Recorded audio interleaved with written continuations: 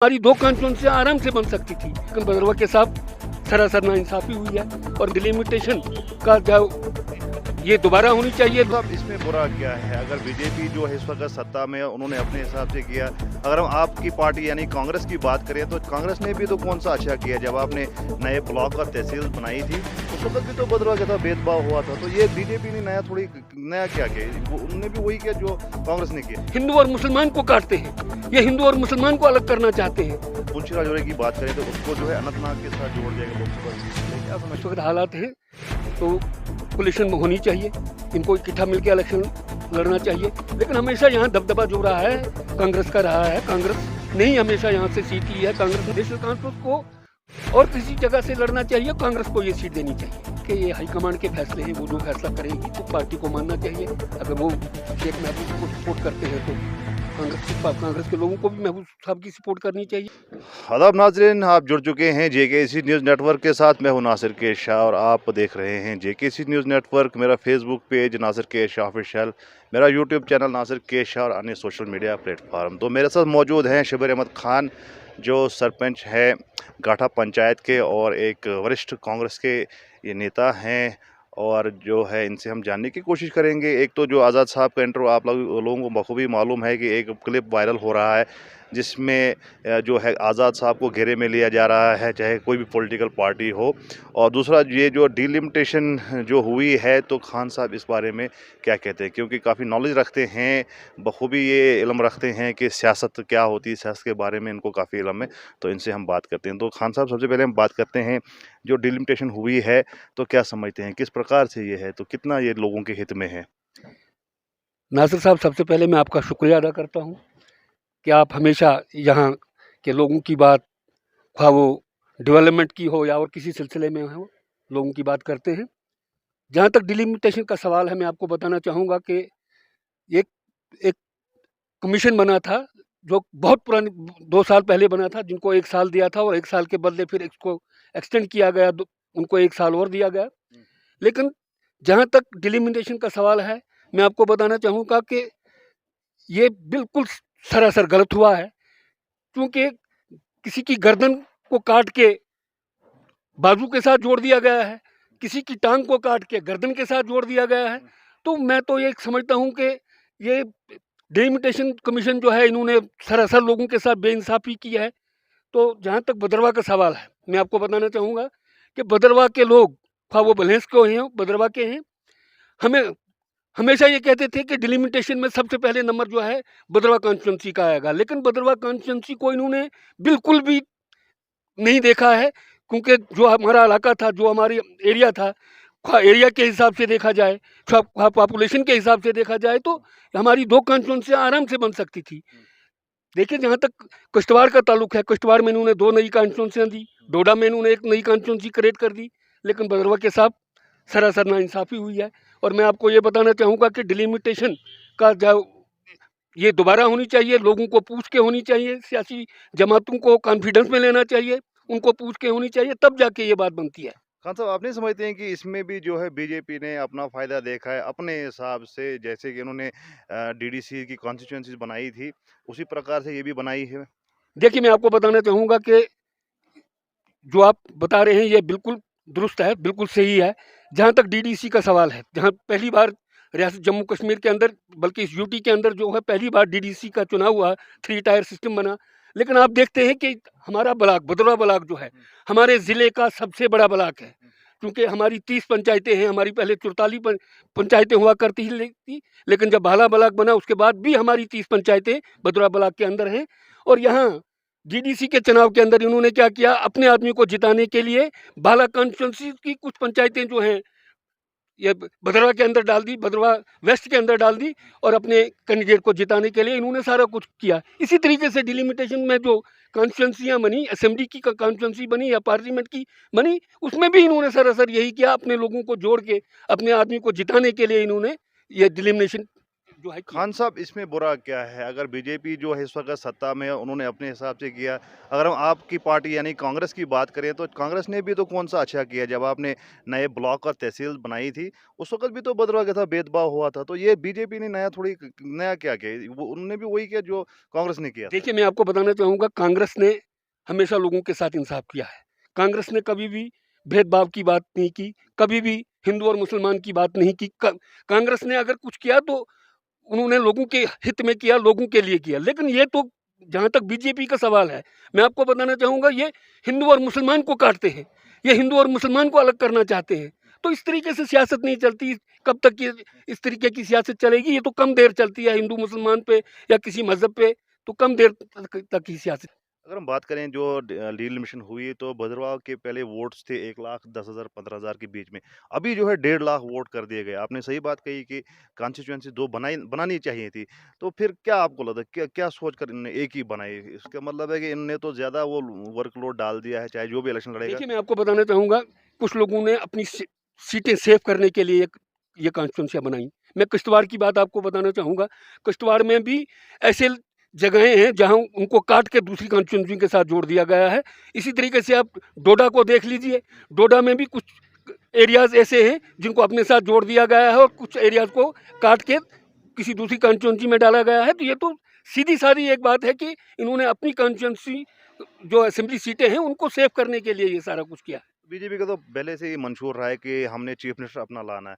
क्या आपको लगता है कि इसी कड़ी का ये हिस्सा है जो डिलिमिटेशन हुई है, वो अपना चीफ मिनिस्टर लाना चाहती है? देखिए ना, बीजेपी तो चाहती है अपना चीफ मिनिस्टर बनाना, लेकिन मैं आपको बताना चाहूँगा, इस ये स्टेट हो या यूटी हो, तो जम्मू कश्मीर के अंदर बीजेपी का चीफ मिनिस्टर बनना एक नामुमकिन सी बात है। बहुत नामुमकिन बात है। यहाँ जो है, हमेशा जो आपको ये मालूम है कि कश्मीर का ही चीफ मिनिस्टर बना है। ये तो पहली बार तारीख में ऐसा हुआ था कि जब गुलाम नबी आज़ाद साहब रियासत जम्मू कश्मीर के चीफ मिनिस्टर बने थे और वो सुबह जम्मू से ताल्लुक़ रखते थे।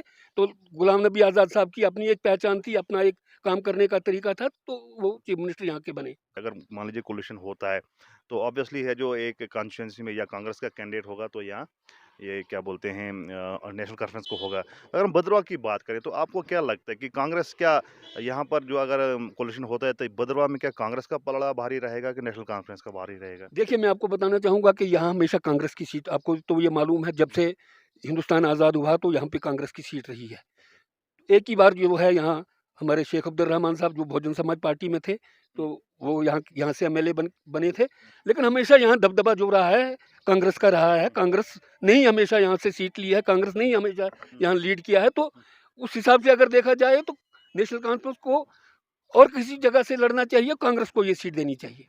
जैसे कांग्रेस में जो माना जा रहा है कि नेशनल ये कांग्रेस में जो नियाज़ साहब थे, उनकी वफ़ात के बाद अब कांग्रेस में जो है गुटबाज़ी और तेज़ हो गई। पहले भी गुटबाज़ी थी लेकिन अब और तेज़ हो गई। ऐसा माना जाता है कांग्रेस के पास कोई चेहरा है नहीं, है तो हैं बहुत लेकिन अगर है तो है कोई नहीं। तो आप क्या समझते देखिए, हैं? मैं आपको बताना चाहूँगा, गुटबाज़ियाँ हर पार्टी में होती हैं। ये कोई नई बात नहीं है। वो चाहे बीजेपी हो, कांग्रेस हो, नेशनल कॉन्फ्रेंस हो, पीडीपी हो, हर पार्टी में ये चीज़ें होती हैं।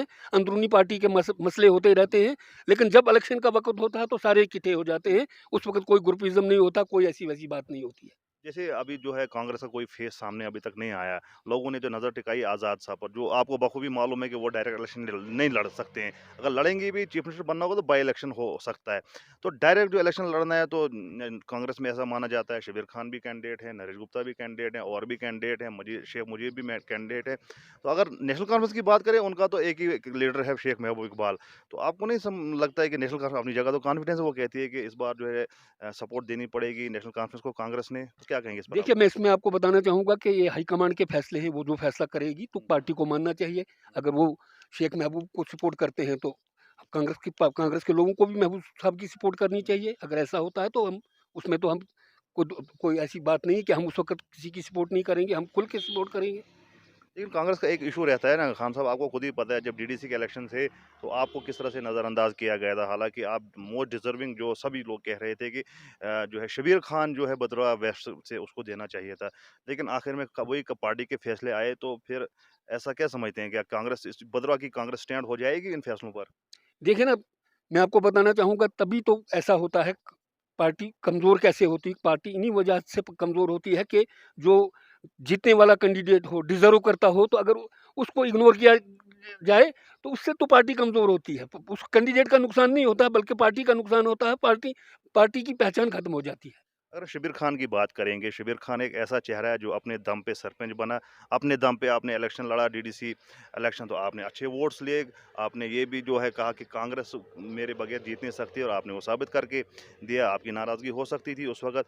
तो क्या आप समझते हैं कि जब अब असेंबली का इलेक्शन है, क्या शब्बीर खान को वो चेहरा नहीं है इलेक्शन लड़ने का, देखिए, असेंबली देना इलेक्शन लड़ने चाहिए, का? क्योंकि अगर देखा जाए तो ज़िला डोडा के अंदर सबसे ज़्यादा कंट्रीब्यूशन अगर है कांग्रेस के अंदर, वो मेरी है। क्योंकि मैंने हमेशा ईमानदारी और दयानतदारी से कांग्रेस के लोगों का काम किया है। कोई भी कैंडिडेट हो, मैंने दिन-रात उनके लिए काम किया है और पार्टी के अंदर रह के मैंने यहाँ लोगों का काम किया है। तो अगर पार्टी ये समझती है, मुनासिब समझती है मुझको मैंडेट देना, तो पार्टी को देना चाहिए, पार्टी को देखना यहाँ पर चाहिए। अगर देखा जाए को शब्बीर खान को जो है आज़ाद साहब का बंदा कहा जाता है, आपको F-16 कहा जाता है, आज़ाद साहब का बंदा कहा जाता है। लेकिन जो यहाँ की बाकी कांग्रेस जितनी भी जो आपके खिलाफ जब डीडी इलेक्शन में थी, वो मीर ग्रुप की थी और मीर ग्रुप नहीं चाहता है कि आज़ाद साहब का बंदा आए। तो आपको लगता है कि आज़ाद साहब की से है, आज़ाद साहब अगर फैसला लेते हैं, शब्बीर खान को देते हैं, तो भद्रवाह की कांग्रेस को जो है चुपचाप करके सपोर्ट करनी चाहिए शब्बीर खान को? देखिए, मैं तो आपको ये बताना चाहूँगा कि कांग्रेस अगर किसी को मैंडेट देती है तो उसको सपोर्ट करना चाहिए। जैसे मैं आपको बता रहा हूँ कि अगर कल को कोलिशन होती है, कल को इकट्ठा नेशनल कॉन्फ्रेंस में कांग्रेस इलेक्शन लड़ती है, तो नेशनल कॉन्फ्रेंस को अगर उस कोलिशन में हम यहाँ की सीट आती है तो हमको सपोर्ट करनी चाहिए। ईमानदारी तो इसी को कहते हैं कि हमको खुल के सपोर्ट करनी चाहिए, ताकि फिर जाके हमारी सीट अगर हम फिर आपस में लड़ते रहे तो हम दोनों, नेशनल कॉन्फ्रेंस भी हारेगी और कांग्रेस भी हारेगी। चलिए ठीक है। तो चलो अब आखिरी सवाल मैं ये कहना चाहूँगा कि आज़ाद साहब का एक वीडियो आपको मालूम मालूम ही होगा जो वायरल हो रहा है और जिसको बीजेपी और कुछ लोग ज़्यादा उछाल रहे हैं। तो आप इस पे क्या कहेंगे? जिस पे कहा गया है कि डिस्ट्रिक्ट नहीं है, डिस्ट्रिक्ट भद्रवाह को नहीं दे सकते हैं हर 15 मिनट यहाँ 4 जो मतलब अगर हम 15 मिनट में डिस्ट्रिक्ट देने को बैठे हैं तो 400 डिस्ट्रिक्ट देंगे। तो आज़ाद साहब की काफ़ी आलोचना हो रही है। इस पर आप क्या कहेंगे? देखिए, मैं आपको बताना चाहूँगा कि ये पता नहीं कब की वीडियो है, ये वायरल हुई है और मैं तो ये समझता हूँ कि ये आज़ाद साहब का स्टेटमेंट नहीं है, कैसे ये जोड़ा गया है, कैसे बनाया गया है, मुझको इस चीज़ की समझ नहीं आती है। लेकिन जहाँ तक आज़ाद साहब का सवाल है, मैं आपको बताना चाहूँगा, अगर भद्रवाह की पहचान बनी है, तो वो गुलाम नबी आज़ाद साहब की वजह से बनी है। अगर भद्रवाह में कोई चीज़ आई है, तो वो गुलाम नबी आज़ाद साहब की वजह से आई है।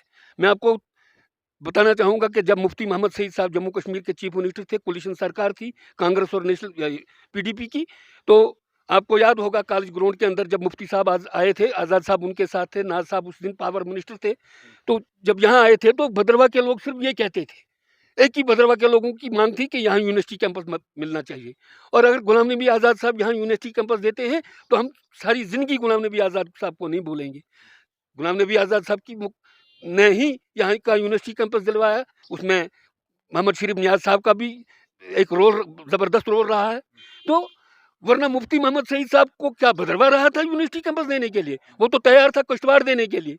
गुलाम नबी आज़ाद साहब ने तो ज़बरदस्ती उनसे यहाँ पे अनाउंस करवाया कि भद्रवाह के अंदर यूनिवर्सिटी कैंपस जो है बनना तो चाहिए। खान साहब बीजेपी इस बात को काफ़ी उछाल रही है, देखो जी आज़ाद जो है भद्रवाह को नहीं चाहता है, इसके अल्फाज क्या है? तो बीजेपी के लिए आप क्या कहेंगे जो देखिए, लगातार आपको टारगेट कर रहे हैं? मैं आपको बीजेपी की बात आपको बताऊँ, इस वक़्त दिल्ली से लेके यहाँ तक बीजेपी की सरकार है।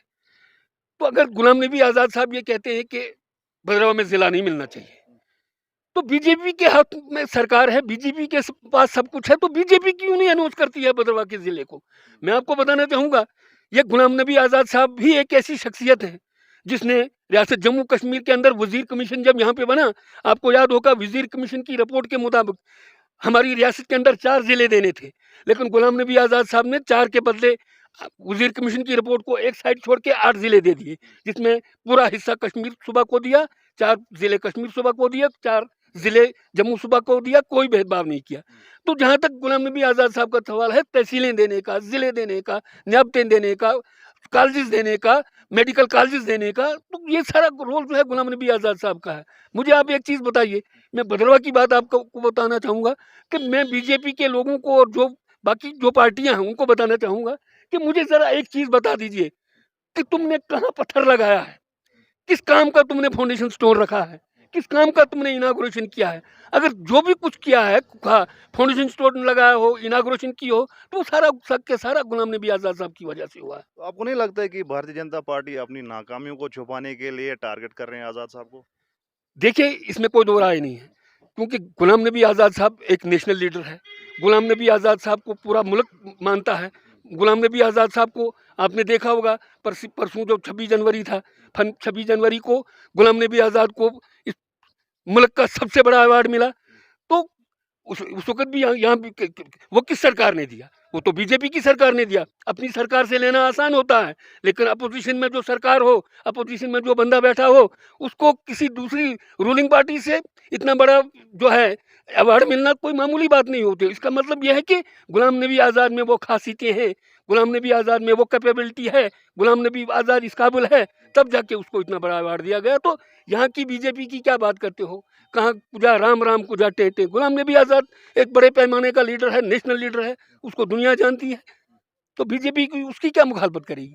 बीजेपी कहती है कि हमने भी बड़ा काम किया है भद्रवाह में, कुछ आप गिनवा सकते हैं कि बीजेपी ने देखिए, क्या मैं किया है? आपको मैं आपको बताना चाहूँगा, भद्रवाह एक छोटी-सी जगह है।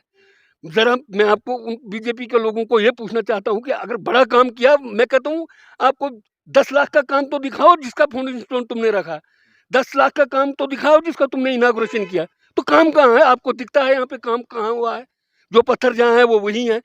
जो कहीं कोई चीज़ बनी है तो वो अगर वो उखड़ गई है तो उसको वो रिपेयर नहीं कर सके। तो कहाँ काम है? अगर बीजेपी सिंसियर है, तो क्यों नहीं वो दे रहे हैं यहाँ ज़िला? वो तो ज़िला दे सकते हैं क्योंकि प्राइम मिनिस्टर उनका, रियासी हमारी यूटी में सारी मशीनरी उनकी, तो उनको अनाउंस करना चाहिए। तो हम तो ये कहेंगे, हम अगर आप ज़िला यहाँ पे देते हो, हम बीजेपी की सपोर्ट करेंगे, हम बीजेपी के कैंडिडेट को यहाँ पे जितवाएंगे। तो अगर यहाँ पे बीजेपी के लोग ज़िला देते हैं, बीजेपी बीजेपी अभी तो ये कह रही थी हम जब जीतेंगे हमें आप जिताओ, उसके बाद हम जो है मैं देंगे। आपको ये बताना चाहूँगा, इससे बढ़ के जीत क्या हो सकती है कि पूरे मुल्क में सरकार उनकी है, प्राइम मिनिस्टर उनका है, होम मिनिस्टर उनका है, हर सरकार उनकी है, रियासत जम्मू कश्मीर के अंदर क्या एलजी उनका है, पूरी मशीनरी उनकी है। तो उससे बढ़ के और जीत इनकी क्या हो सकती है? आज नहीं बना सकेंगे तो फिर कब बना सकते हैं? तो ये थे शबीर खान साहब जो सरपंच हैं और एक कांग्रेस के एक सीनियर लीडर हैं जिसको आज़ाद साहब ने F-16 कहा था। तो इन्होंने आज खुल के बोला कि बीजेपी जो ड्रामे कर रही है, बीजेपी के हाथ में सरकार है दिल्ली से लेकर यहाँ तक। अगर ज़िला वो उछाल रहे हैं ज़िले का इशू तो अभी दे दे। तो इन्होंने ये भी कहा कि अगर वो ज़िला देते हम भी इनको सपोर्ट करते। अब सवाल बीजेपी से ये बनता है कि आप जो है ज़िले को देंगे या फिर एक चुनावी मुद्दा लेकर आप इसको इस बार चुनाव लड़ेंगे, क्योंकि ग्राउंड पे जो है बीजेपी ने कुछ नहीं किया। जैसे शबीर खान साहब ने कहा ग्राउंड पे तो कुछ नहीं है, अब इनके पास लोगों के पास जाने के लिए कुछ नहीं है, तो अब ज़िले का जो है लालच देकर ये लोगों को वर्गलाना चाहते हैं। और खान साहब ने बड़ी अच्छी बात कही, अगर कोलिशन होती है, जो पार्टी का डिसीजन होता है, वो हर एक सिंसियर पार्टी वर्कर को मानना चाहिए, चाहे जो भी डिसीजन पार्टी का हो। बहरहाल ज़्यादा न्यूज़ और अपडेट्स के लिए आप देखते रहिए नासिर के शाह को। शुक्रिया।